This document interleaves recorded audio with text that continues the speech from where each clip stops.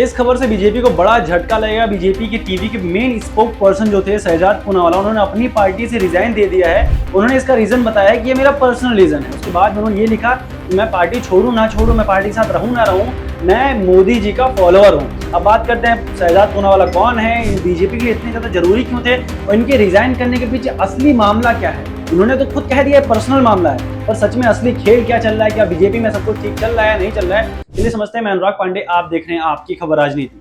शहजाद पूनावाला आपको बता दें बीजेपी के टीवी फेस थे, जो टीवी में आगे स्पोक्स पर्सन का काम करते थे, प्रवक्ता थे बीजेपी के। सच में ऐसे प्रवक्ता थे जो सामने वाले किसी भी पार्टी से हों, किसी भी संस्था से हों, सामने वाले को कुछ नहीं समझते थे, फैक्ट पे बात करते थे, बहुत ज्यादा रियल फैक्ट को वो टीवी पे शो करते थे। बड़े बड़े न्यूज चैनल्स के बड़े डिबेट्स में बैठ चुके थे। शहजाद पूनावाला अपने आप को 2017 से ही वो बहुत बड़ा चर्चित में आए थे, अपने आप को टीवी में ऐसा फेस बना के रखते थे कि बीजेपी की अटैकिंग स्पोक पर्सन थे। बीजेपी के आप किसी भी मुद्दे पे उनसे बात करिए, वो आपको बहुत सटीक जवाब देते थे। इसलिए बीजेपी के बहुत काफी इंपॉर्टेंट चेहरे बताए जाते थे, काफी जरूरी चेहरा बताया जाता था उनको। आप देख लीजिए किसी भी राज्य में अगर चुनाव आने वाला होता था, इलेक्शन आने वाला होता था, तो किसी भी कोई कैंपेन से रिलेटेड कोई स्कीम चल रही है, वहां पे कुछ घटना हो गई है, सारे मुद्दों पर ये बहुत ही सटीक बात करते थे। इसलिए इनका नाम बहुत जल्द ही राजनीति में, पॉलिटिक्स में बहुत चर्चित हो गया था। पर अब ये बहुत बड़ा सवाल खड़ा हो रहा है बीजेपी पर कि इन्होंने अपनी पार्टी क्यों छोड़ दी। तो पार्टी छोड़ने का पहला संदेश जो मिला वो इनकी एक्स पोस्ट से मिला, जहां पे पहले इनकी एक्स पोस्ट में लिखा होता था बीजेपी के एक्सपोक पर्सन है,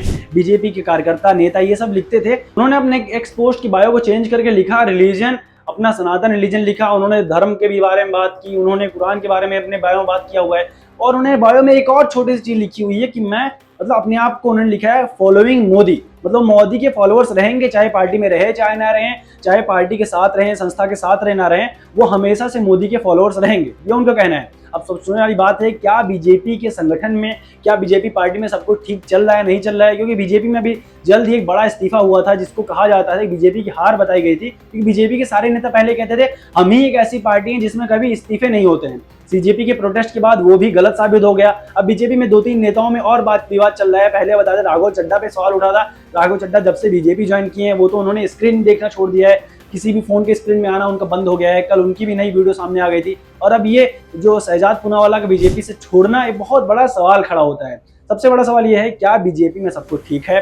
दूसरा सवाल यह है, बीजेपी के एक प्रमुख स्पोक पर्सन अगर पार्टी छोड़ रहे हैं तो लग सकता है क्या वो किसी नए पार्टी में शामिल होने वाले हैं। इसमें आपकी क्या राय है, अपनी राय कमेंट कर दीजिए। बाकी शहजाद पूनावाला को आप किस तरीके से, उनका चेहरा किस तरीके से देखते हैं, क्या उनको मानते हैं कि वो पार्टी छोड़ के किसी और पार्टी में शामिल होना चाहेंगे, अपनी राय कमेंट कर दीजिए। बाकी बने रहिए आपकी खबर राजनीति के साथ, वहां आपकी सारी ब्रेकिंग वीडियोस यही मिलेंगी।